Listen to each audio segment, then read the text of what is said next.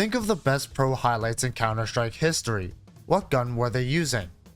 Honestly, it's probably the Deagle, but at least some of you thought about Coldzera's jumping double, Simple's falling AWP, or maybe even Stewie's hold on Inferno B.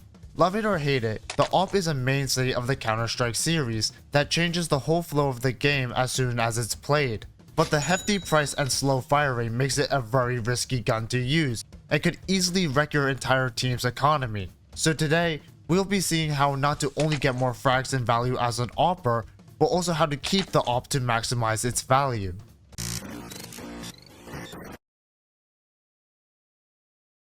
This video is sponsored by SkinsMonkey. SkinsMonkey is a 24/7 online trading service for CS2 that is extremely easy to use and completely transparent.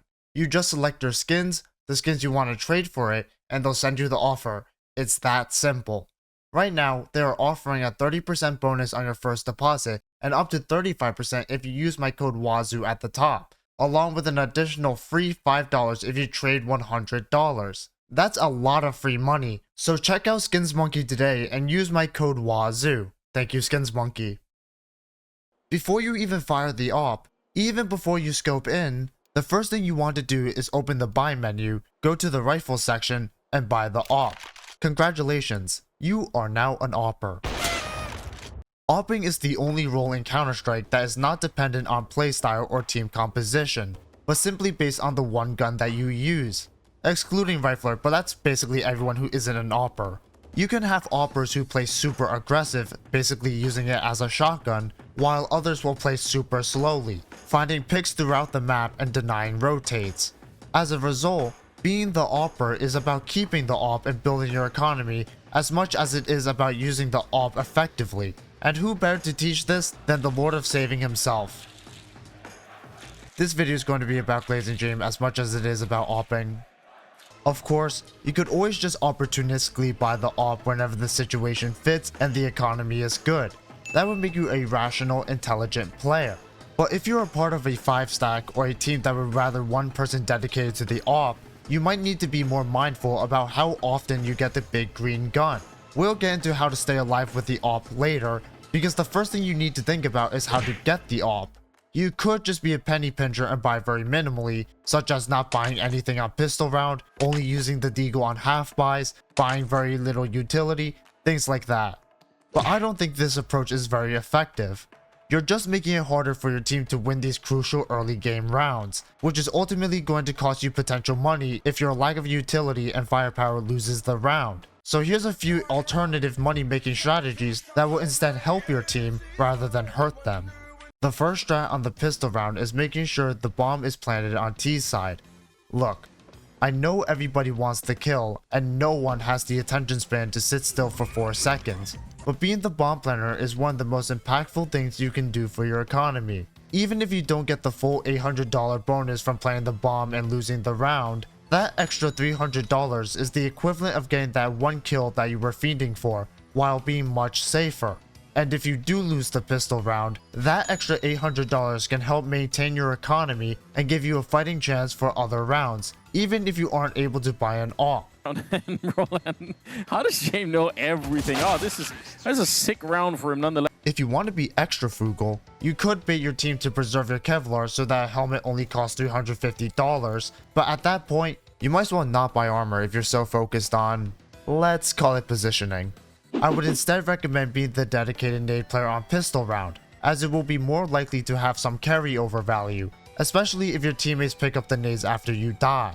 After that, SMGs are going to be your friend, as their high kill reward will make you bank if you net a couple of kills with them, but never shy away from rifles. Don't throw away your team's buy rounds just because you want to save a couple of bucks for the chance of a funny green gun.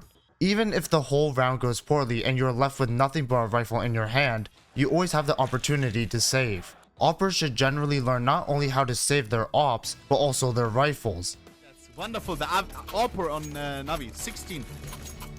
8 deaths on James. Oh my god.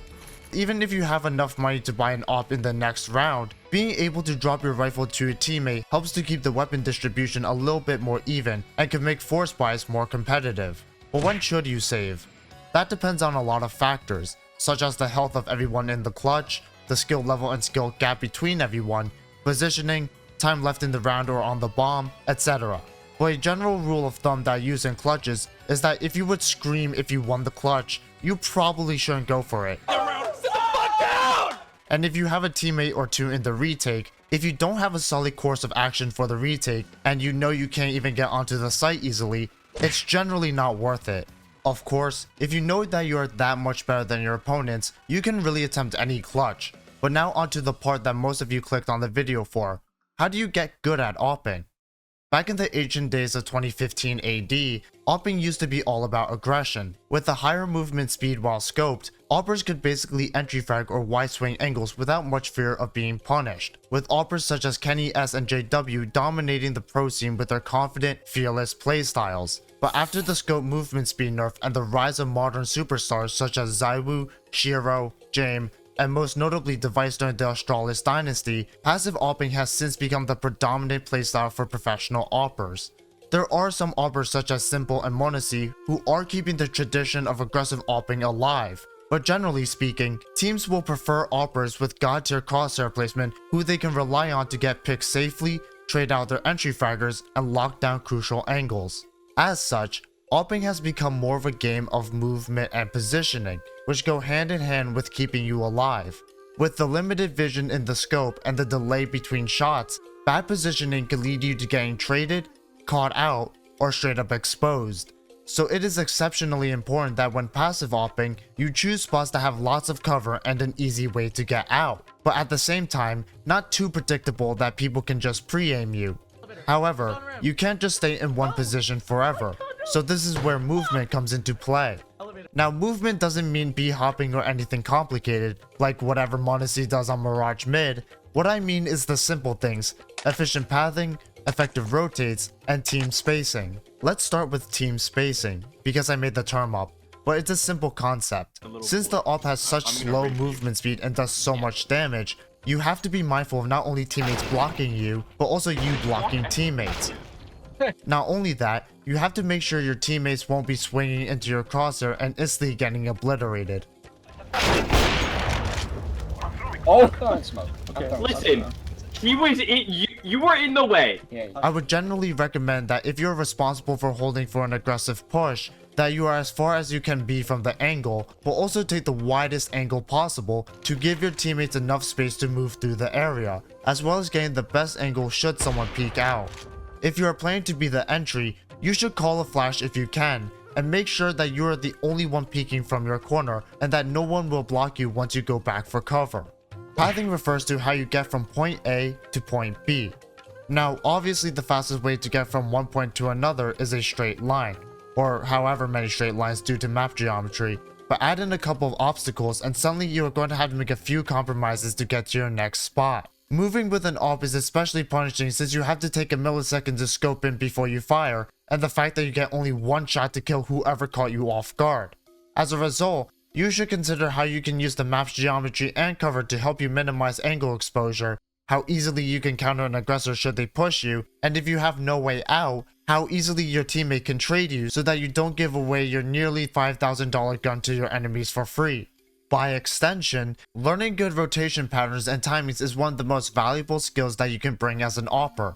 Half of the AWP's value is in its presence. If there is an AWP in play, it makes it that much harder to go for risky peeks and aggressive plays. So if you are bunkering down with an AWP on certain parts of the map, your opponents can just play around you and go for lurks, have more dynamic sight holds, or simply just ignore you. Now, rotating patterns normally differ from CT and T side, as they fundamentally have different goals when they show up to a site. But the goal is the same for passive AWPers. What you want to do is deny space. On CT side, you want to make sure that when a site push is being initiated, that the Ts cannot push site all at once and overwhelm your anchors. So timing is key.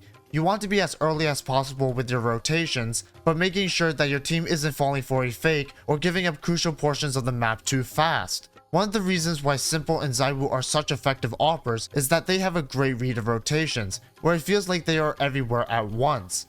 You generally want to play a more centralized part of the map, most notably mid, so that you can rotate as fast as possible, while still controlling a big part of the map by yourself or a couple of teammates. For the T side, Rotating often has to do with challenging the central part of the map first, such as mid, but eventually going back to your team or helping pincer the site once your team initiates a push. The name of the game here is to keep control of the central area for as long as possible, or make the CTs think you have control of the area. If the Ts get mid, it forces the CTs to take the long way around to rotate between sites and allows the Ts to have another avenue of attack onto the site they push. But there is a very tangible benefit to not letting the site anchors play how they want, where going with your team for a site execute is far more advantageous.